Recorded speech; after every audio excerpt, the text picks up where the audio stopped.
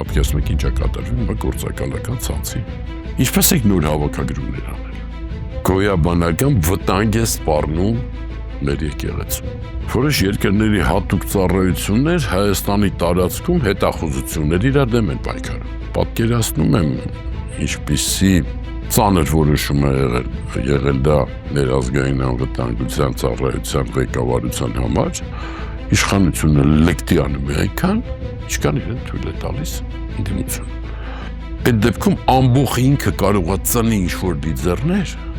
որոնք քաղաքական գործիչներ չեն, որոնք կարող են այս ամեն ինչը հասցնել իսկապես մեծ կատաստրոֆա, ես չեմ ուզում Հայաստանում այդպես անկայունություն լինի։ Չեմ խոսել այս մասին, համարում եմ մի քիչ վտանգավոր է, բայց հիմա բանից անցել է արդեն։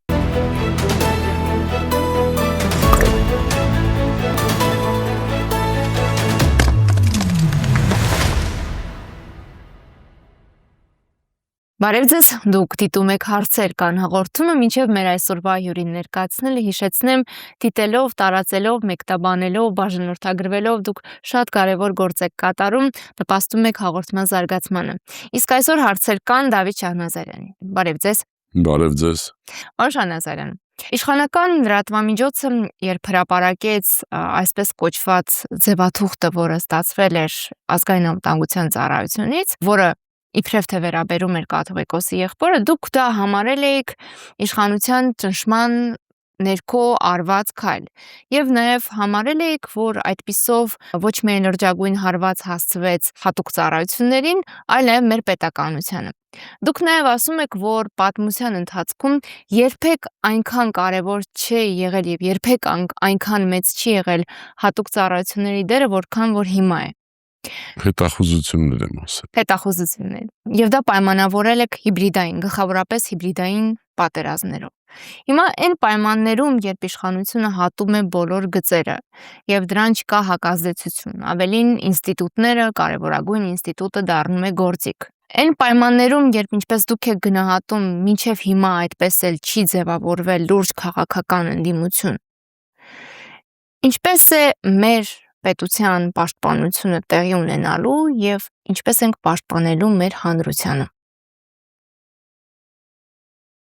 Շնորհակալություն հարցի համար, կարող եմ շատ կարճ պատասխանել, կարող եմ մի փոքր մանրամասնել, բայց ուղղակի ժամանակը ցույց չի տալիս բոլոր ասպեկտներով դա քննարկել, առայժմ չկա այն մեխանիզմները, անհամակարգերը, որոնք ապահովում են գոնե որոշ չափով Հայաստանի ազգային անվտանգությունը կամ մեր պետականությունը, չասեմ հանրությունը, չկա։ Առաջի անգամ չէ, որ այս մասին խոսում եմ, ըստ այսօրվա իշխանությունների, անվտանգությունը դա իրենց այսպես կոչված խաղաղության օրակարգն է, չէ՞։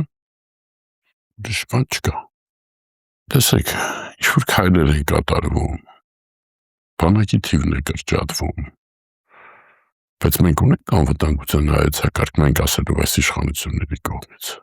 Մի ինչ-որ շատ անգրագետ փաստաթուղթ մի քանի տարի առաջ հրապարակեցի, բայց դրանից հետո մենք որևէ փաստաթուղթ, որևէ հայեցակարգ անգամ չունենք։ Դրա դրույթները հասցրել են խախտել։ Իսկ իրենք էլ են մոռացել դրա մասին։ Նույնս օրինակ որ ասի, որ բանակի թիվը կրճատում են։ Դու պետք է ունենաս առաջինը ազգային անվտանգության հայեցակարգ։ Երկրորդը զուտ պաշտպանության հայեցակարգ։ Եվ այդ հայեցակարգը իրականացնելու ճանապարհին այս քայլը անես կամ չանես։ Հիմա այդ ամեն ինչը չկա, բայց որոշել են բանակ կրճատել, դա իրեք ինչ բացարձակ պոպուլիզմ է եւ իրեք թքած ունեն հետևանքների վրա։ Հետևանքների վրա եւ անվտանգության վրա։ Դա իրենց բացարձակապես չի հետաքրքրում։ Հատուկ ծառայություններից խոսեցինք, ես այդ նույն հաղորդման մեջ, որից դուք մեջ վերումներ արեցինք, ես ասել եմ, որ Հայաստանի ներկայիս իշխանություններին հատուկ ծառայություններ ընդհանրապես պետք չեն։ Կարող եմ ավելացնել, իրենց զինված ուժերը պետք չեն։ ինչ-որ քայլեր անում են, բայց առանց ծրագրի, հասկանում եք։ Եթե դուք գնում եք օրինակի համար խանութ ինչ-որ գնումներ անելու, դուք պետք է գիտեք ինչ եք գնում, բայց եթե ճանապարհինով ձեզ ինչ առաջարկում են գնում եք, նշանակում է դուք չգիտեք ձեզ ինչ է պետք։ Ցավոք սրտի, այսօր քաղաքական դաշտում ընդհանրապես ես չեմ տեսնում որևէ միավոր, որ լրջորեն գործողներից նկատի ունեն, ովքեր պետք է մասնակցեն այս միջոցառմանը, որը անվանում են ընտրություններ, ես նույնիսկ այդտեղ որևէ մասնակից չեմ տեսնում, որ այս հարցերին լրջորեն անդրադառնա։ Եվ մեր մեծագույն խնդիրը մեր այս ամբողջ քաղաքական համակարգն է։ Պետականության դեմ աշխատող, մեր պետականության դեմ աշխատող այս ոչ քաղաքական համակարգն է։ Որովհետև չունեն քաղաքական կամք, թե նաև որովհետև աշխարհաքաղաքական կաշկանդվածություն ունեն։ Աշխարհաքաղաքականությունից ընդհանրապես ով է խոսում Հայաստանում, այս մասնակիցներից ոչ մեկը, բացարձակ, որևէ մեկը այդ հարցերից չի խոսում։ Հետևեք դա, թեկուզ այս վերջի օրվա հայտարարություններին, նրանց ասածներին։ Աշխարհում կատարվում են իրադարձություններ, որոնք ուղղակիորեն կապված են մեր հետ։ Այսօր աշխարհում ամեն ինչ է ըստ էության փոխկապակցված։ Սիրիայի դեպքերը, Վենեսուելայի դեպքերը, Գրենլանդիայի դեպքերը, Ադրբեջանի քաղաքականությունը, Թուրքիայի քայլերը, Ուկրաինայում Ռուսաստանի շարունակվող ագրեսիան, Իրանը, սրանք իրար հետ փոխկապակցված են։ Հայաստանում ստույցան նույնպես եմ ասում ես քաղաքական դաշտում սրանք երկրորդական, երրորդական հարցեր են։ Եվ շարունակվում է այն գործընթացը, որը բավական վաղուց սկսվել է, այսօր իշխանությունն է որոշում ընդդիմության օրակարգը, ընդդիմության խոսելու թեման։ Սա է կատարում ստույցան նույնպես եմ գտնում Հայաստանում ներքին քաղաքականություն գոյություն չունի։ Ներքինի այսպես ասած, համար ծանր և անընդունելի երևույթը, որ հիմա կատարվում է, դա շարունակվող իշխանությունների կողմից շարունակվող հիբրիդային պատերազմն է հայ առաքելական եկեղեցու դեմ, որում կոպտագույն սահմանադրության խախտումներով վերջին թարմ օրինակը բերեմ։ Թեմերից մեկի առաջնորդին, որին վեհապարտերը հեռացրել էր, այդ առաջնորդը նախկին դիմում է դատարան և դատարանը նրան վերականգնում է, մինչև գործը լսել է, նրանք վերականգնում են այդ պաշտոնում։ Դուք հասկանում եք ինչ է կատարում։ Մեր սահմանադրության մեջ հստակ ֆիքսված է, ինչպես բոլոր աշխարհիկ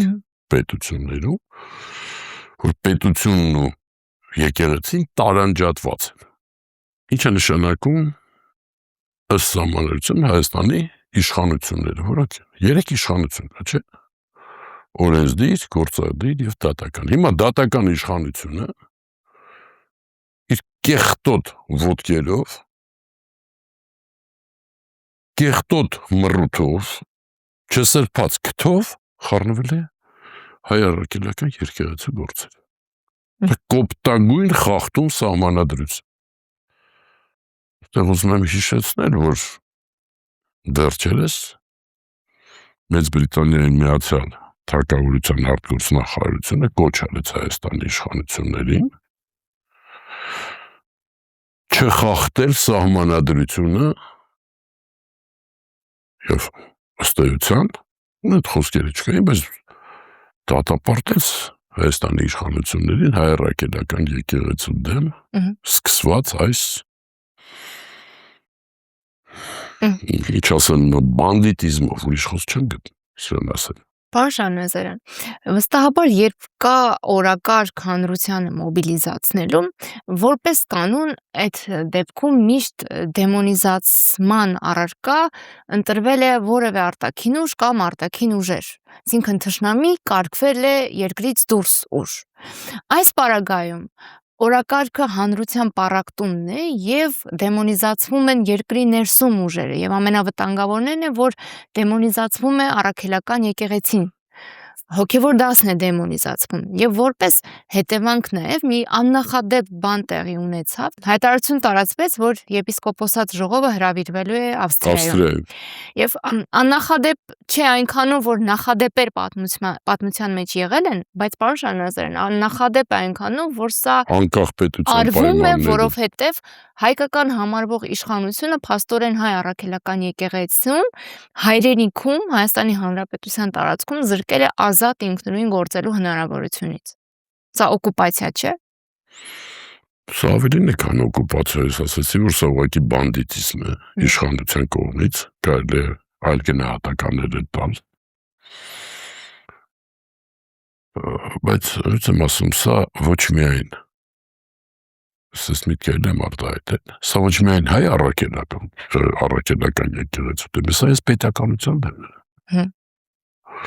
Մեր ազգային ինքնության դեմ է, եւ ստեղ կապ չունի հավատացյալ եք, ոչ հավատացյալ եք։ Իսկ մեկ սա է կատարում։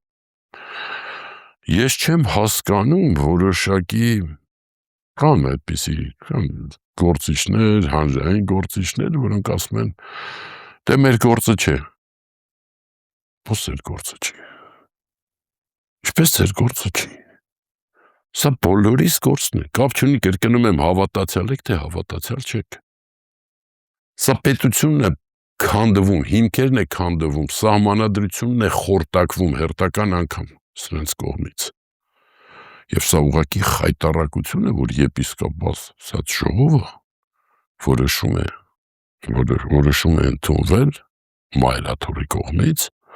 անցկացնել Հայաստանից դուրս։ Այսինքն Հայաստանում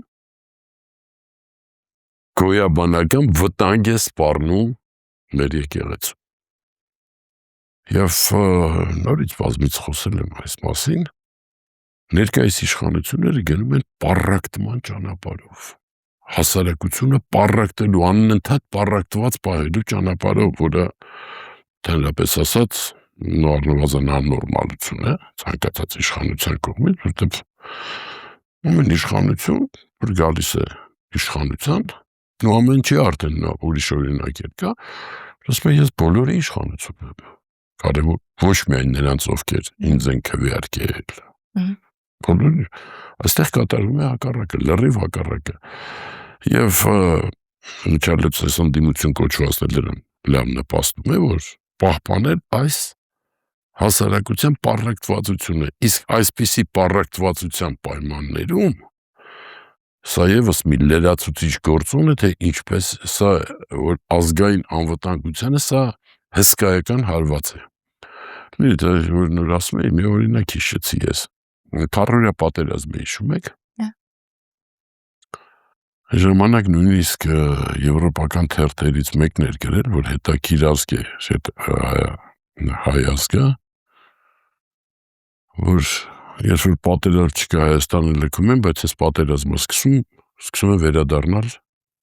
եմ վերադառնալ Հայաստան, իսկապես։ Թուրքից հսկայական հոսք սկսվեց Քարորիայի ժամանակ։ Եվ գիտեք, քանի որ ասեց ուրիշ բան էլ հիշեցի։ Հիշում եք, չէ՞ որ այս իշխանությունները հայտարարում էին, որ 10,000 դասալիկներ են 13,000 ավելի մեծ թիվ մեր թշնամի պետության ղեկավարը, ես նկատի ունեմ Ադրբեջանի այնտեղ թիմերը մեր։ Իրենք նույնիսկ այնքան անգրագետ ու տհաս են, որ չեն հասկանում, որ դա հարված է իրենց։ Ձեր օրոք է դա եղել։ Ուրեմն կանգնեք հայելու առաջ եւ տեսեք դրա մեղավորներին։ Եթե դա ճիշտ է, իրականում դա սուտ է։ Այն, ինչի համար Փաշինյանի բերել էին իշխանության, Արցախը հանձնելու համար, ինք անելուց հետո սկսեց մեղադրել բոլորին բացի իրենից, առաջին հերթին զինված ուժերին։ Դա երեք ինչ սեփական մեղքը բոլորի վրա բարդել է բացի իրենից։ Եվ ինքնությունը թիրախավորելու քաղաքականության մաս։ Հիմա գնում է ընդհանրապես մեզ ազգային ոչ միայն ինքնություն, այլև ազգային հպարտությունը, մեր արժանապատվությունը անընդհատ ամեն վարքյան ստորացվում է։ Ամեն վարքյան, թե իշխանությունների կողմից, թե նրանց գործընկեր եւ մեր պետականությանը թշնամի պետությունների քմհաճույքները կատարելով անընդհատ։ Մի օրինակ բերեմ, անընդհատ որ խաղաղությունից են խոսում, որը գոյություն չունի, սա ընդամենը հետաձգված պատերազմ է, ոչ մի խաղաղություն չկա ու չի կարող լինել։ Թե դե յուրե, թե դե ֆակտո։ Ադրբեջանի հետ ես նկատի ունեմ։ Ադրբեջանը Հայաստանի պետության դեմ վարում է շատ ակտիվ հիբրիդային պատերազմ բոլոր ուղղություններով։ Բոլոր։ Երեք արդեն Ադրբեջանի պետական ուրեմն մեդիաները պատրաստել էին մի ֆիլմ անգլերեն լեզվով, որով բացահայտում էին, դրա մասին էլ եմ խոսել եւ ոչ միայն ես, որ Ռուսաստանը Հայաստանի միջոցով ինչպիսի ուրեմն պատժամիջոցների տակ գտնվող սարքավորումներ է ստանում եւ Հայաստանում եւ Հայաստանը այդ ամեն ինչը ուղարկում է Ռուսաստան, որը ըստ էության սա շարունակվելու եւ պահանջելու են արևմուտքից, ադրբեջանցիների իհարկե, եւ նրանց գործընկերները, որպեսզի արևմուտքի այս բարեհաճ վերաբերմունք Հայաստանի իշխանությունների նկատմամբ փոխվի, անընդհատ, նաեւ այդ ուղղությամբ են աշխատում։ Անկախ նրանից դա իրողություն է թե ոչ, ուզում եք ասել, որ Ադրբեջանում համապատասխան ուղղությամբ աշխատում է։ Որ իրողություն է, որ հսկայական քանակությամբ ոսկի եւ ադամանդ է Հայաստանի միջոցով Ռուսաստանը իրացրել տարբեր շուկաներում, մասնավորապես չինական, Հոնկոնգի առաջին հերթին, Միացյալ Էմիրությունների, դա փաստ է, դրա մասին խոսել են բոլորը եւ հիմա երբ որ այդ գործարքը թույլատրել է, միանգամից տեսակ Ռուսաստանի հետ առևտուրը գրեթե կրկնակի անգամ վրացավ։ Շրջանառությունը։ Ես չեմ ուզում ասել, որ այն վերաբերմունքը, որ այս իշխանություններն են ցուցաբերում այս Ադրբեջանի հիբրիդային պատերազմի մեր դեմ ուղղված մյուս ուղղություններին, պատմության կեղծմանը անընդհատ որը կատարվում է, իշխանությունները շատ հաճույքով ընդունում են։ Ըստ էության հայտարարվում է, որ Հայաստանի գրեթե ամբողջ տարածքը, ինչու՞ չէ, դա արևմտյան Ադրբեջան է, եւ այդ ուղղությամբ լայնածավալ միջազգային գործառույթներ է իրականացնում,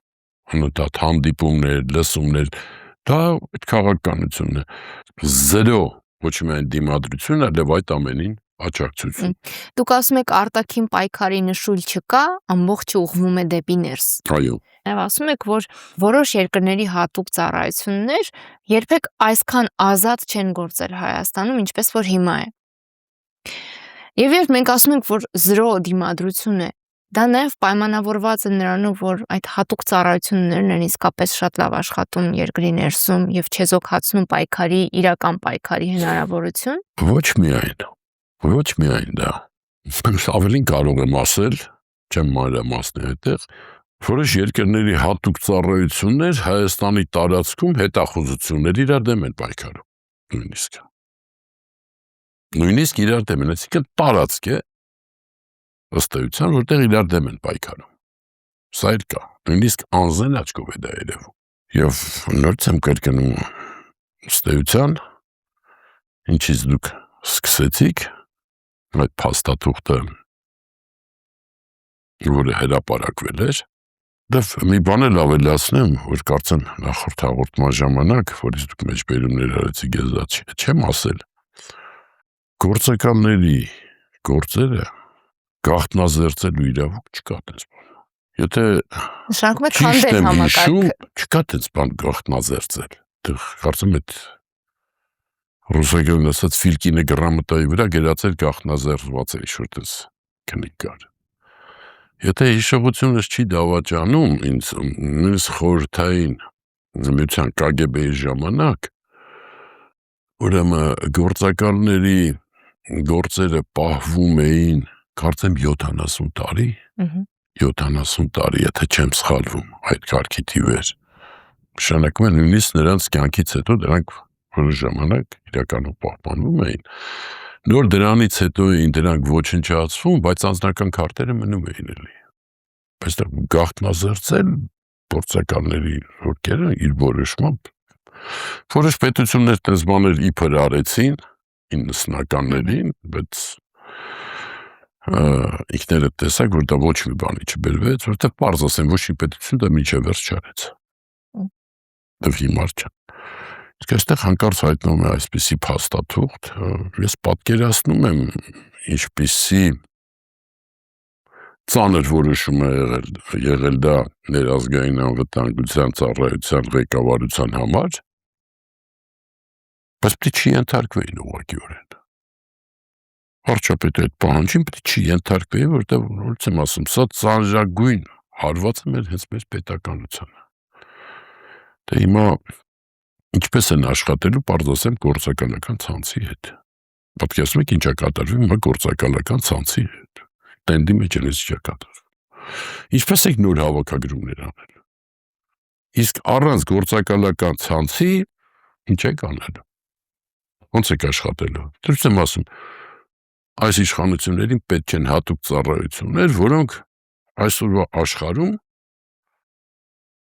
բոլոր երկրների անվտանգությունն ապահովող 3 հիմնական կառույցներից մեկն են։ Բոլորն են անվտանգությունն ապահովում, բայց 3-ը դա իհարկե բանակ, արտաքին քաղաքականություն եւ հատուկ ծառայություններ։ Պարոն Շահնազարյան, եթե թույլ կտաք այս հատվածում մի օրինակ մեջ բերեմ Միացյալ Նահանգներից, ԱՄՆ ազգային հետախուզության ղեկավարը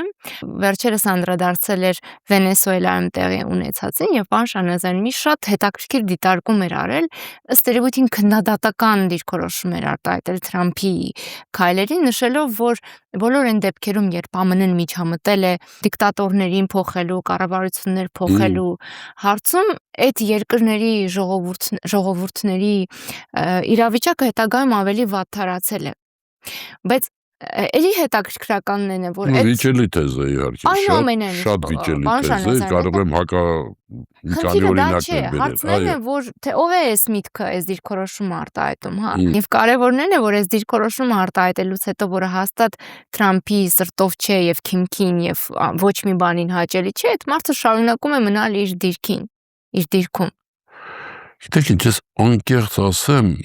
ճշգրիտ այդ հայտարարությունը Թոլսեյ Աբերտի ես չեմ կարդացել։ Չեմ խաբում։ Չէ, ես մեկնաբանություններն եմ կարդացել, բայց նույն Թոլսեյ Աբերտի հետ կապված էլի նման դեպքեր էին եղել, երբ օրինակ նա փորձել էր հերքել նույն կենտրոնական հետախուզական գործակալության վարչություն չէ, դա գործակալություն է, եկեք ճիշտ թարգմանենք, ռուսերենից միշտ սխալ է թարգմանում, կապված օրինակ Ռուսաստանի ծրագրերի հետ, վտանգների հետ։ Թոլսեյ Աբերտը բավական հետաքրքիր եւ էքսցենտրիկ անձնավորություն է, նա կոնգրեսմեն, ասենք, դա կոնգրեսմեն է եղել Հավայից, փորձ ունի քաղաքական, բայց գիտեք, իր դերը բավական մեծ է, որտեղ ըստ էության ինքը ամենօրյա ռեժիմով Միացյալ Նահանգների նախագահին է ներկայացնում, ուրեմն ընդհանուր զեկուցումը ստացած բոլոր այդ հատուկ ծառայություններից, իր ծառայությունը դա ամփոփում է եւ ներկայացնում է։ Բայց ինչ մենք նկատում ենք օրինակ վերջերս, հենց նույն բաց մամուլում կար, արդեն Թրամփը ինքը կոնկրետ կենտրոնական հետախուզական գործակալությունի հետ անմիջական է աշխատում Քլիֆորդի հետ, որ էլի իր նշանակածն է իհարկե։ Այսօրվա Միացյալ Նահանգների ադմինիստրացիայում Թոլսեյ Աբերտի ձեր ասածից բացի ես առնվազն մի 1/10 նման օրինակներ կարող եմ բերել, սկսած նույնիսկ Թրամպի իրարամերժ լրիվ դրամագծորեն իրարամերժ հայտարարություններից It's որ ամենևս Միացյալ Նահանգների դեպքում նորմալ է։ Այսօրվա Միացյալ Նահանգների դեպքում չէ ասի նորմալ է, դա օրինակ այս սրանց համար օրինակ չափ է, իմ համար աննորմալ է դա։ Որտես բաներ են կատարվում, բայց ասում եմ տասնյակ օրինակներ կան։ Այսինքն պիտի սինխրոնացված գործեն։ Գիտեք ինչ, սենց մի հատ չգրված օրենք կա, շատ հայտնի, եթե դու իշխանության մեջ ես, դու կամ պետք է իշխանության կարծիք արտահայտես, որը ամենայն դեպս դեմ չէ իշխանության տեսակետին, կամ դու դուրս գաս այդ իշխանությունից։ Դա նորմալ է եւ այդպես էլ պետք է լինի։ Բայց երբ որ հենց առաջի դեպքն է ինքն իրեն շատ հաճախ հակասում, շատ հաճախ։ Պետք է ամեն շաբաթ նման դեպքեր լինում են։ Այս ադմինիստրացիայի այդ խոսքը օգտագործենք։ Համար դա օրինաչափ երևույթ է, նորմալ չի, բայց օրինաչափ է, դա փաստ է, դա մենք գործ ունենք այսօր այսպիսի Միացյալ Նահանգների հետ։ Ես սարկազմով մի բան ասեմ, ես ամենի մեջ մխիթարողն է, պարոն Շահնազարյան, որ մենակ մեր դեպքում չէ, որ էլիտաները այսպիսին են, էլիտաների ճգնաժամ կա։ Մերի նման ոչ միտեղ ես չգիտեմ, որ այսպիսի վիճակ է, մի անկեղծ ասած, չգիտեմ այսպիսի երկրորդ երկիր ես, ճիշտն ասած, որ թքած ունենա իր ազգային անվտանգության վրա, ես երկրորդը իսկապես չեմ կարողանում գտնել, շարունակեք խնդրում եմ։ Ուզում էի մխիթարել ինքներս մեծ իհարկե սա բացարձակ սարկազմ է, որ ամբողջ աշխարհում էլիտաները վատ որակի են եւ էլիտաների ճգնաժամ կա, բայց մեր դեպքում սա շատ ավելի սուր է արտահայտվում, որովհետեւ սա ազգային անվտանգության խնդիր է եւ մենք այդ կենսատարածքը չունենք մեզ այսպիսի շռայլություն թույլ տալու։ Գիտեք, մեր դեպքում շատ ավելի իհարկե ծանր է մեր բոլորի համար, որովհետեւ մեր հետ է դա տեղի ունենում։ Օրինակ երբ եվրոպական կամ ամերիկյան տարբեր գործընկերներ հաճախ են ասում, որ ձեր մոտ այնքան հետաքրքիր է, ասում եմ, գիտեք ինչ, հետաքրքիր է ձեր համար, մեր մոտ սա աղետ է։ Իմ համար էլ որ որոշ երկրներում ճգնաժամերի նայում եմ, որոնք ուղղակիորեն գուցե այնքան էլ կապված չեն մեր անվտանգությանը, շատ հետաքրքիր է։ Բայց գիտեք ինչ, դա մեր կյանքն է։ Ես մի փոքր ձեր հետ չեմ համաձայնվի, որ գրեթե բոլոր երկրներում է էլիտաների հետ այսպիսի վիճակ, օրինակ մեր աչքի առաջ վերջի մեկ շաբաթվա պլյուս մինուս մի երկու օր ընթացքում մենք տեսանք, որ նույն եվրոպական երկրներում իրար թշնամական քաղաքական ուժերը, էլիտաների ինչ-որ հարցերում լրիվ միավորվել են։ Ծայրահեղ աչերն ու ծայրահեղ ձախերն միավորվել են ըստ էության։ Կապված այն սպառնալիքի հետ, որը ունի հավաքական Եվրոպան, թե արևելքից, հանձինս Ռուսաստանի, թե արևմուտքից, հանձինս Գրենլանդիայի հարցի։ Օրինակ, կարող եք պատկերացնել, որ Գերմանիայի այլընտրանք կոչվող կուսակցությունը այդպիսի դիրքերից հանդես կգա, նույնը տեղի ունենում մյուս բոլոր երկրներում ըստ էության։ Սա իսկապես աննախադեպ է եւ նման համաձայնություն իսկապես նախանձելի է։ Դե գտան թշնամի էլի, պարոն Շահնազարյան, այդ հարցում իրանք չգտան թշնամին։ Պարզվեց, որ դաշնակիցը դաշնակից չի։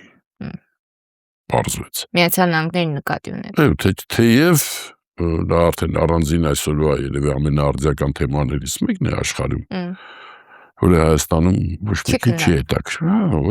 հետաքրքրում, ավելի հետաքրքրում է թե ինչ-որ իշխանությունից էս մեկը ինչ ասեց, էս մեկը ինչ ֆոտո դրեց, ինչ անհետեցություններ։ Միջազգ ջան, անկեղծ ասեմ, ես Հայաստանի մամուլ լավագույն դեպքում վերնագրերով եմ կարդում, երևի ամեն 20-30 վերնագրերից մեկը կարող է բացեմ, որտեղ անսպասելի ոչինչ չկա։ Ինչ-որ մարմնաշարժումներ են կատարվում։ Բայց այն ինչ-որ տեղի ունենում մեր շուրջ, դա ուղղակիորեն մեր անվտանգության հետ է կապված։ ուղղակիորեն, բայց ոչ մեկի պետք չի։ Ես Հայաստանը ներողություն գիտեք եմ ինչ process է գնում, շատ կարճ ասեմ, եւ այս ներքինից ներքին քաղաքականություն չկա, օրինակ իշխանությունները իբր Սյունիքը հանձնում են Թուրքիային, ինչու՞ չէ իբր։ Ընդդիմությունները ասում են, չէ, Սյունիքը պետք է հանձնենք Ռուսաստանին։ Այս է տարբերությունը։ Ոչ մեկի համար պետականությունը բացարձակ արժեք չի։ Երկու կողմն էլ դա կարող է մեկնաբանել իբրև մանևր պետականությունը փրկելու համար, պարոն Շահյան։ Գիտեք ինչ, ամեն հիմարություն կարելի է ասել սեփական անազնվությունը արդարացնելու համար։ Դուք չեք տեսնում, որ այսօր թե իշխանություն, թե այս նախընտրականի մեջ մտած ընդդիմությունները, նրանք գտնվում են միևնույն բարոյաքաղաքական հարթության մեջ, բացարձակապես։ Եվ հերթական ինչ-որ գրելիք հիմարություններն ենք լսում, որ այս ընտրությունները իշխանություն ենք փոխել, ավելի վերջտում ենք։ Ընդհանրապես ընդդիմության միջև պայքար է լինելու այս ընտրությունը, ինչի մասին է դա լինելու։ Ընդդիմության ուժերի վերադասավորման մասին։ Հանուն մանդատի։ Ընդհանրապես, պարոն Շահնազարյան։ Միայն։ Չէ, մի մասի համար հանուն մանդատի, իսկ տվար թվով կուսակցություններ էլ կլինեն, այսպես ասած, ձայներ փոշիացնողներ են դրանց անվանում, կամ սպոյլերներ անունը դրանք ունեն, որոնց համար ընդհանրապես դա բիզնես է։ Փող աշխատելու միջոց, պարզ ասեմ, այս ընտրությունները, իհարկե։ Հալո անցնենք առաջ, հետաքրքիր չէ, թեմատիկ քաղաքականություն չկա։ Պարոն Շահնազարյան, ես ներողություն կխնդրեմ այս հարցի համար։ Հարցի համար ներողություն չի խնդրում։ Լի ջան, ես բազմից ասել եմ, չգիտեմ ձեր հարցազրույցում, որ չկան հիմար հարցեր, կան հիմար պատասխաններ, թող այս իշխանությունն ու ընդդիմությունը դա լավ լսեն։ Խնդրեմ։ Ինչեր ներողություն խնդրում, որովհետև ինքս համարում եմ, որ Նիկոլ Փաշինյանից մեջբերումներ անելը կամ իրեն հողում տալը խիստ անարդյունավետ աշխատանք է եւ շատ հաճախ նաեւ իրեն օգնելու միջոց։ Այդուհանդերձ, երբ դուք խոսում եք Հայաստանի մարտահրավերների մասին, այս մարդը ասում է, որ պատմության մեջ երբեք այսքան կայուն չի եղել մեր շուրջը։ Երբ օրինակ դուք խոսում եք Եվրոպայի սպառնալիքների մասին, դրա համար է ներողություն խնդրում։ Չախել լավ հումոր է, որ երբեք այսքան կայուն չի եղել մեր շուրջը։ Լավ հումոր կլիներ, բայց այդ մարդը իբրև քաղաքական ապագա դա փաթեթավորել եւ վաճառում է եւ վատ չի վաճառում, պարոն Շահնազարյան։ Ինչի ընդդիմությունը լավ էլ գնում է դա։ Ընդդիմությունն է գնում։ Իհարկե գնում է, լավ էլ մտնում է այդ քննարկումների մեջ։ Եվ որ դուք խոսում եք Եվրոպայի սպառնալիքների մասին, ասում եք, որ Եվրոպայում չկա անվտանգության վերաբերյալ պատրանքներ չկան։ Չկա։ Վտարապես ոչ մի տեղ չկան Հայաստանից բաց։ Այդ դա եմ ուզում հասկանալ։ Ոչ մի տեղ չկան։ Բալով մեր հանրությանը ոնց օգնել, պարոն Շահնազարյան։ Հանրությունը ի՞նչ կապ ունի։ Պահանջ ձևավորի հանրությունը։ Այդ երբ է հանրությունը, որ երկրում է ամբողջ մարդկության պատմության մեջ հանրությունը պահանջ ձևավորի։ Չի եղել այդպես։ Որակյալ փոքրամասնությունների անելիքն է։ Չէ, էլիտաների, եկեք Հա, տենց ասեմ։ էլիտա, նույնն է։ Որակյալ փոքրամասնություն, գից էլիտա։ Համաձայն եմ, վերնախավիք լավ չի, էլիտա Իմ ասածները, պարոն Շահնազարյան, երբ որ էլիտայից սպասելիք չկա, գոնե փորձել հանրությանը ինքնապահպանման բնազդը արթնացնել, որպեսզի համապատասխան միջավայր, պայմաններ եւ պահանջ ձևավորվի, որպեսզի վերևից սկսեն ներգործել։ Ես հակառակ գործընթացն եմ ակնկալում, այլ բան չեմ կարողանում այլևս ակնկալել։ Դուք գտնում եք, որ դա հնարավոր եւ աշխատող մեխանիզմ է։ Ես գտնում եմ, որ ոչ։ Իսկ ինչ անել։ Փորձել բացատրեմ։ Ինչի համար նայեք։ Ես այս թեզը շատ եմ ասել, չեմ ծլանա մի անգամ էլ գրնել, որ ընդհանրապես մարդկության պատմության մեջ այսպես կոչված հանրությունները կամ ժողովուրդները ըստության ոչինչ չեն որոշել։ Ոչինչ։ Ամեն ինչ որոշել է էլիտա։ Էլիտան ամեն ինչ որոշել։ Ասում են ժողովուրդն է որոշում, ժողովուրդը երբեք չի սխալվում, շատ էլ հաճախ սխալվում է, շատ լավ էլ սխալվում է։ Նա 18 թվին էլ խոսանք ամեն ինչ ամենածանր հանցագործությունները մարդկության պատմության մեջ ամենածանր արվել են ժողովրդի անից, հանուն ժողովրդի եւ ժողովրդի օգնությամբ։ Օրինակը միշտ բերում եմ, սկսած Բարաբայի օրինակ։ Բարաբայի օրինակ։ Գիտեք ինչ, հանրությունը որոշակի ժամանակահատված, որը կարող է երկար լինել, սկսում է հարմարվել իշխանությանը։ Օրինակ, Խորհրդային Միության տարիների, ընդհանրեն 30-ական թվականներին, որտեղից հայտնվեցին միլիոնավոր, տարբեր թվեր են ասում, 5 միլիոն, 7 միլիոն, այդ պատմությունը, Խորհրդային Միության պատմությունը շատ անգամ խատեսելի է, այդքան մատնեգիր գրողներ, պահանջարկը դա էր, դա էին պահանջում, համար հայտնվեցին։ Հիմա նորից անցնեմ Փաշինյանի ես եկեղեցու դեմ սկսված հիբրիդային պատերազմին, տեսեք, հանրությունը դա չի ընդունում։ Թվում էր, թե քանի որ պիտի դրա պահանջարկը լինի, բայց դա չի ընդունում։ Չկա աջակցություն։ Ոչ միայն չկա աջակցություն, բոլոր այդ միջոցառումներին, ես օրինակ մանրամասները գիտեմ, թե պետական համակարգին ոնց են փայտով, ինչպես են փայտով քշում այդ միջոցառումներին, այդ իրենց հիմար երթերին, ուղղակի փայտով քշում եւ այնուհետեւ այդ պետական աշխատողները Փաշինյանին հայհոյելով գնում են։ Դու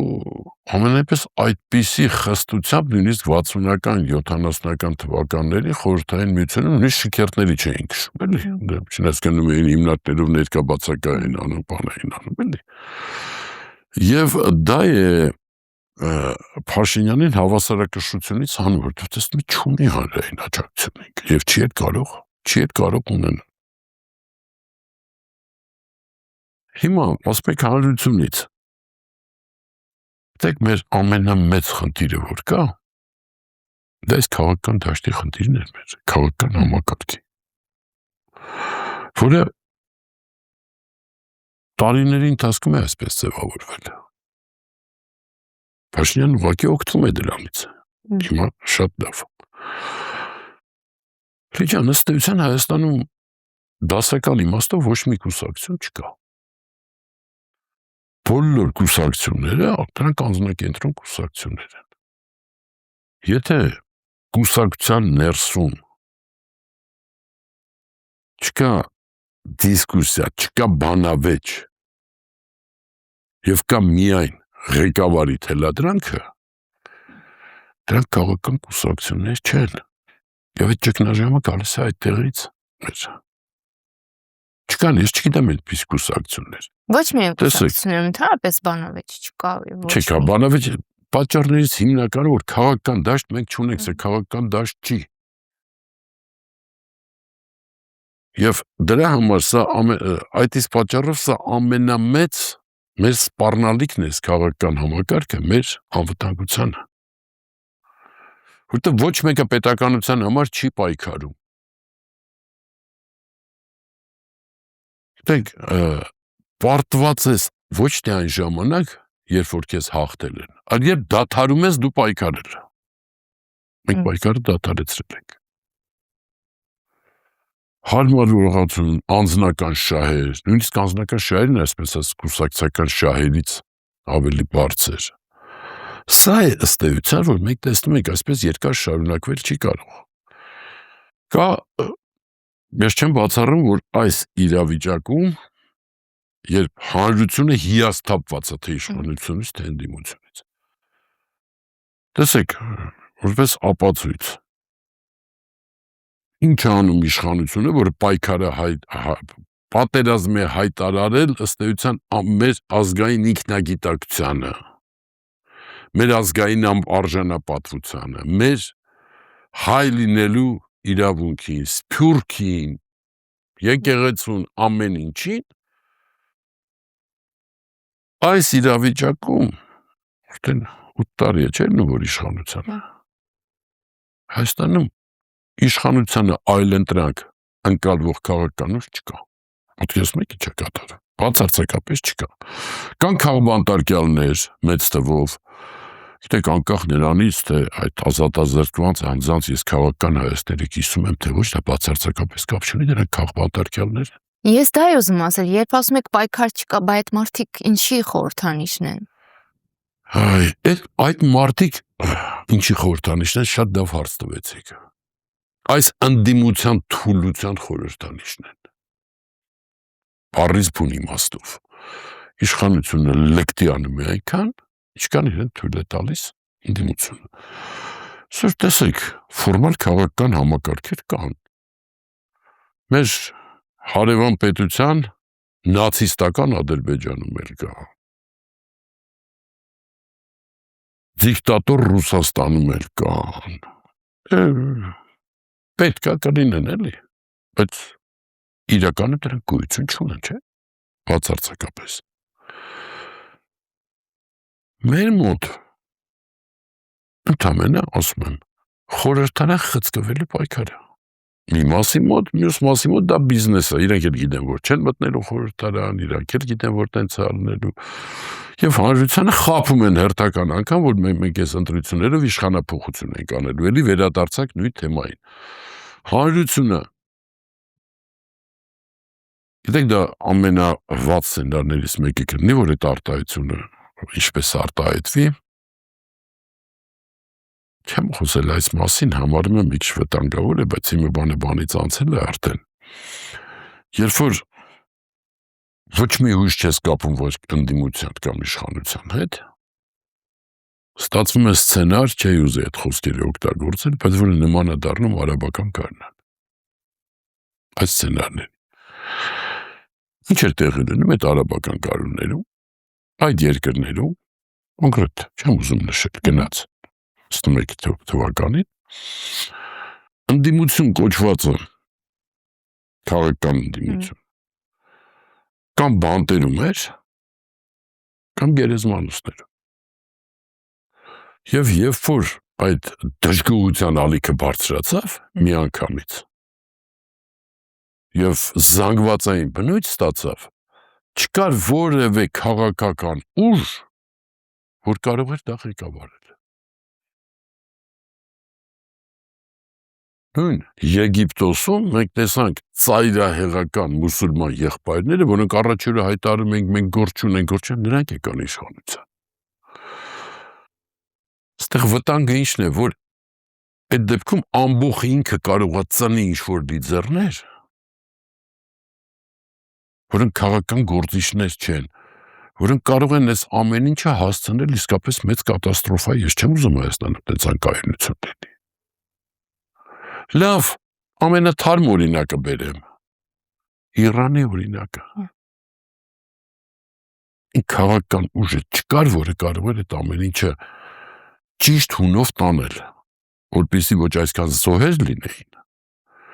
ոչ էլ այդպիսի անկարգություններ հնարավորներ ինչ-որ դիալոգ իշխանության հետ ուժերը չկային, դա առանձին հարց է Իրանի հարցը, որը ոչ միայն փակված չի, շատ բարդ ես չէի ասի, որոշ անկանխատեսելիության, բայց նաև կանխատեսելի որոշ առումներով, առանձին թեմա է։ Այս պայմաններում, երբ որ քաղաքական դաշտ չկա, երբ որ հանրությունը հիասթափված է եւ անընդհատ սոցիալական պայմանները ծանրանում են, Հայաստանի տնտեսությունը խայտառակ վիճակում է, որ ասում են լավ ենք ապրել, տարին 1.5 միլիարդ պարտքանելու, լավ կարելի է ապրել, եթե դուք ձեր ընտանիքն են, եթե ամիսը $10,000 պարտքանի, հրաշալի կապրի, դուք ասեք մեր թորները կվճարի, սա է տեղում, շատ կարճ եմ խոսում տնտեսության մասին, տնտեսագետները շատ ավելի մանրամասն են ասում, այս տարին միջավայրը շատ ավելի ծանր է լինել մեր տնտեսության համար, որտեղ մեր տնտեսությունը ամբողջովին, եթե ամբողջովին կապված է Ռուսաստանի տնտեսության հետ, իսկ Ռուսաստանի տնտեսությունը շատ ծանր վիճակում է եւ գնալով ավելի է ծանրանալու, գնալով շատ ու շատ ավելի է ծանրանալու, դա մեր վրա շատ է ազդելու։ Ոնց որ եկեք ես այդ սցենարը չեմ բացառում եւ ոչ մի դեպքում չէի ցանկանա, որ նման տիպի անկայունություն հանկարծ Հայաստանում մտներ եւ ինչ-որ փողոցը ծնել ինչ-որ մի հատ ինչ-որ այդպիսի նոր ծնված լիդերների, որոնք ըստ էության կկործանեին Հայաստանը շատ արագ են, ինչ-որ իշխանություններն անում են դանդաղ ընդդիմության աջակցությամբ, դա կներ շատ ավելի արագ, ցավոք սրտի։ Բայց այս սոցիալական պայմանները դրան տանելու են դրան։ Վերջին հարցը, պարոն Շահնազարյան, թվում է թե պարզ հարց է, այնուամենայնիվ ես կարիք տեսնում եմ, որ հնչի սրա վերաբերյալ պատասխան։ Դուք հաղորդման ընթացքում հիշեցրիք Նիկոլ Փաշինյանին բերել էր, ընդ որում մի քանի անգամ եք ասել, որ աշխարհաքաղաքական կոնսենսուսով եկել է Արցախը հանձնելու համար։ Նույն մի քիչ տես չեմ ասել, կոնսենսուս այնքան էլ չի եղել, ասել եմ, որ Ռուսաստանն է իրան բերել եւ մինչեւ այսօր էլ իր պապան Ռուսաստան կրեմլն է։ Դա անվիճելի հարց է, շարունակեք։ Դե լավ, կոնսենսուս ասել եք։ Կարող է ասած, դե որ դա դիմադրություն չկար է մյուս կողմից։ Հիմա հարցը, ինչի համար են պահելու Նիկոլ Փաշինյանին, եթե պահելու են, իսկ ձեր խոսքից ակնհայտ էր, որ վերընտրվելու է ձեր գնահատմամբ եւ ձեր կարգախոսով։ Ես վերընտրվելու, ես ասել եմ մնալ է իշխանության տարբեր, ես ասել որ ընտրություններ չեն լինելու եւ չկան, դրանք ընտրություններ չեն։ Չօգտագործենք այդ եզրույթը։ Ինչու են պահելու Նիկոլ Փաշինյանին։ Իսկ ինչի փոխել։ Այդքան իրենց ուզածով ամեն ինչ արել է, ամեն ինչ։ Դա մի շատ պարզ պատճառ բերեմ, որ դա պարզ է։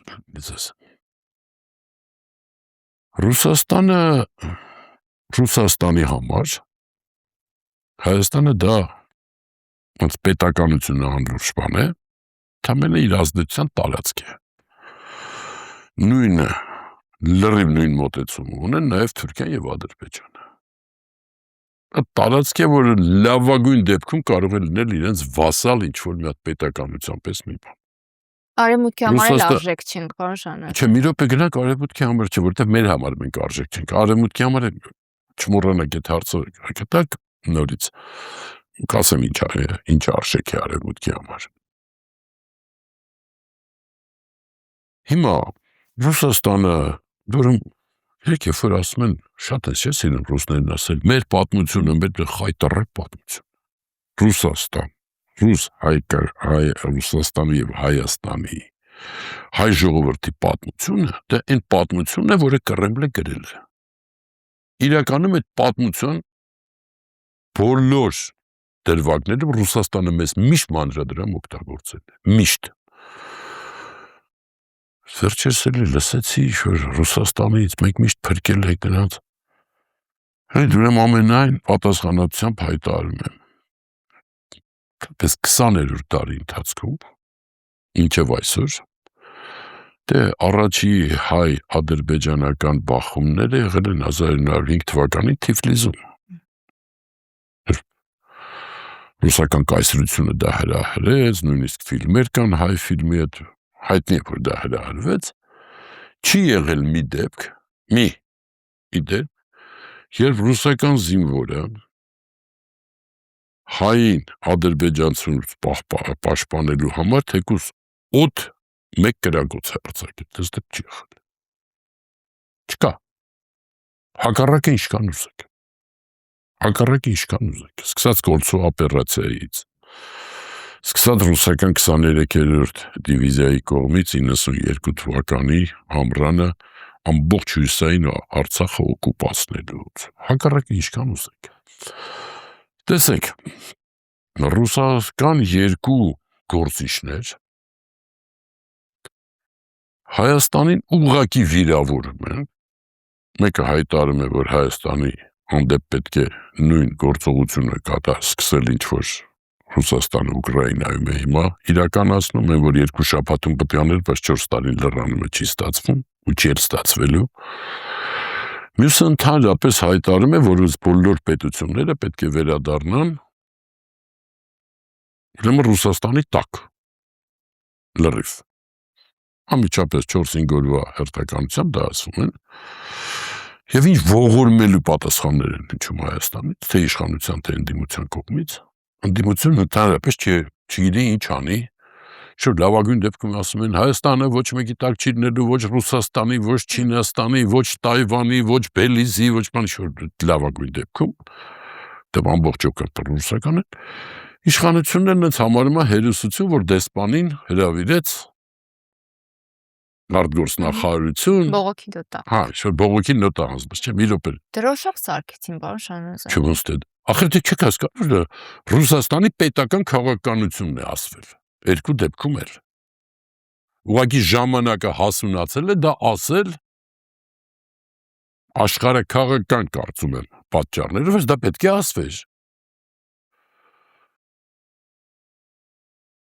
Իրեն հարգող պետությունը տալիքը միանգամից կփակեր։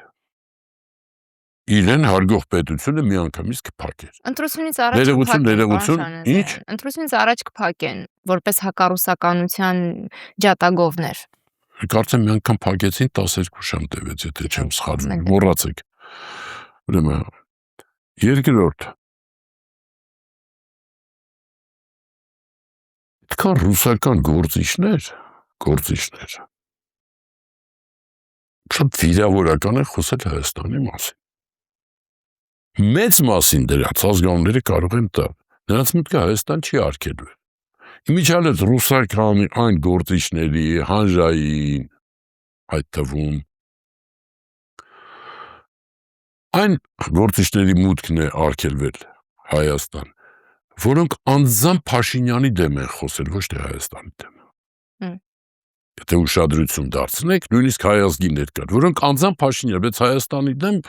ազգանուններում կարող եմ Մարկովով, Կարոծիչով, ինչքան ուզում եք ասեմ այդ ազգանունները, դրանց մուտքը չի արգելվել, համենայնպես չենք տեսել դες բան, չի հրապարակվել։ Այսինքն ստորացրեցին մի անգամ էլ, թե իշխանությանը, թե ընդդիմությանը։ Հիմա Պարոն Շանոզյան, ներողություն, ամեն դեպքում կարծում եմ անառողջության դրսևորում է նաև այն, որ երբ որ ռուսական կողմից հնչող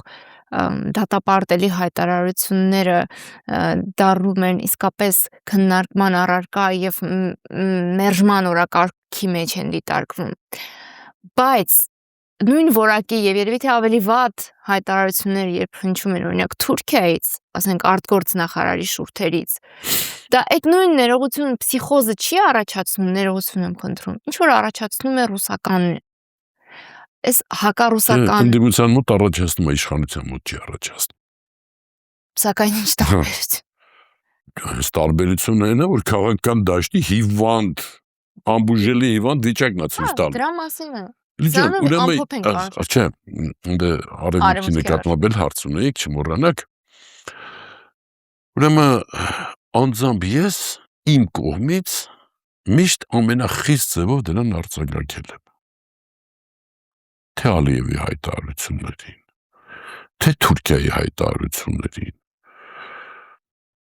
Անանձին թեմայի ժամանակին խոսել եմ, ես կտրականապես դեմ եմ, որ հիմա Թուրքիայի հետ սահման բացվի։ Որտեվ կսկսվի այնպիսի տնտեսական էքսպանսիա, առնվազն էլ չեմ ասում մշակութային, որ ընդհանրապես տեղ բոլոր ինչ որ կա չկա, Թուրքիան կարող է գնել դա մեզնից։ Երբ որ Ադրբեջանի ղեկավարը ասեց Հայաստանի Հանրությունը հիվանդ է, ես դրան արձագանքել եմ նաև ռուսալեզու հաղորդման ժամանակ։ Ասում եմ հիվանդ է ձեր հասարակությունը, մեր քաղաքական դաշտն է հիվանդ։ Եվ ձեր հասարակությունը, եւ քաղաքական դաշտն էլ է դա։ Տարապում է անբուժելի հիվանդությամբ, ստրկամտությամբ, դուք ստրուկների հասարակություն եք։ Որտեվ Ադրբեջանի այդ բռնապետությունը շատ քիչ է տարբերվում, շատ քիչ։ Օրինակ Հյուսիսային Կորեայի բռնապետությունից, իսկապես շատ քիչ է տարբերվում։ Մենք մեր դարդը պիտի լացենք, պարոն։ Չէ, այս մասին լռում է այս իշխանությունը։ Դե հա, ոչ միայն լռում է, նաև գործերը հետ է քաշում։ Ամեն ինչում, հասկանում եք, առանձին խոսակցության նյութ է, որ Ադրբեջան, որ այս խոսքը եկեք ես չթարգմանեմ, հայատացությունը կոչվում, բայց ասեմ արմենաֆոբիա, արմենաֆոբիան Ադրբեջանում պետական քաղաքականություն է, դա իմ գնահատականը չի, դա Եվրոպարլամենտի գնահատականն է, այնտեղ արմենաֆոբիա գրած, դրա համար եմ ասում։ Բայց Ադրբեջանը անընդհատ բոլոր ացաններով մեզ չէ մեղադրում ամեն ինչ, որ ագրեսոր պետություն են, երբ որ ագրեսորը իրենք են։ Իրենք ինչ Ադրբեջանը այսօր բառից բուն իմաստով նացիստական պետություն է, առաջի անգամ չեմ ասում, Եվ հիմա այս համատեքստում եկեք արևմուտքի արժեքը դիտարկենք, շատ համընկնում է։ Շատ պարզ, եկեք սենց, արևմուտքը շատ լավ գիտի, որ այստեղ Ռուսաստանի վասալ իշխանություն է։ Արևմուտքի համար սա չափազանց կարևոր տարածաշրջան է։ Արևմուտքը ասելով եկեք պարզ հասկանանք, այսօր արևմուտքը այդ իմաստը չունի։ Այսօր այն ինչ որ կատարում է Միացյալ Նահանգների եւ Եվրոպայի միջև, սա ասել ճգնաժամ է, նշանակում է ոչինչ չասել, տեսենք այս օրերին Դավոսում ինչ կլինի, ամենայն Փաշինյանը միջերս Դավոս չի գնում, բայց որոշել է մասնակցի այս Տրամպի նոր մակ է ստեղծում դրան խաղաղության խորհրդի անդամ է։ Մի անգամից հայտարարում են, մի քիչ սպասի, մի հատ հասկացի դա ինչ է ստացվելու։ Թողենք։ Հիմա Ադրբեջանի հետ հույսեր կապելն անիմաստ է, մեծ հույսեր կապելը անիմաստ է։ Վրաստանի հետ հիմա ներկապահին նույնպես։ Հայաստանում ում հետ այ դուք արևմուտքի ներկայացուցիչ եք, Եվրոպայի ասենք, լավ, Միացյալ Նահանգների մի քիչ ուրիշ, եթե կուզեք դրան էլ կանդրադառնանք, եպես Տրամպի ուղու մասին էլ կարող ենք խոսել, որտեղ Հայաստանը որևէ ինքնիշխանություն չի ունենալու, գուցե միայն դատական ինչ-որ, ոնցի թեմա է, ում հետ գործ կունենաք Հայաստանում։ Բոլորն էլ բացահայտ, կիսաբացահայտ Ռուսաստանի ազդեցության տակ են, պարզավոր իշխանություն, ում հետ մի աշխատեք ուրիշ։ Դուք եք, ինչ վերաբերում ասեցիք արևմուտքից ընջող այդ հայտարարությունների հետ, օրինակ մի բան ասեմ, շատ կարճ սրան անդրադարձել են, որ գնացել էր լացել են Կալասի մոտ, Փաշինյանը ծոցաջան լավելի Ռուսաստանը մեզ ճնչում է, նայել ասեց, հա, կօգնենք, որ ասեց կօգնենք, ասեց ռուսական պրոպագանդայի դեմ պիտի պայքարենք։ Ջան, ռուսական պրոպագանդա թողենք ընդդիմադիր մամուլը։ Ընդդիմադիրի ճակերտներում ամեն անգամ որ օգտագործում են։ Պետական մամուլից ավելի ռուսական։ Փագի այդ ռուսական ալիքներ նոր գնա այդ ծոցաներից ասած ծոցաջան լացեղի մոտները։ Առաջինը դա պետք է պատասխանը, հասկանում եք։ Չեղավ այդ պատասխանը։ Հիմա դեք աշխարհը որ ասում են քաոս, հա չէ քաոս չի։ Այդ ովքեր ուզում են քաոս ներկայացնեն։ Աշխարհը փոթորկվում է անընդհատ, բայց կանխատեսելի զարգացումներ են գնում։ Այս ծրագիրը, որը տանում է Տրամպը, դա չի կարող իրականություն տալ։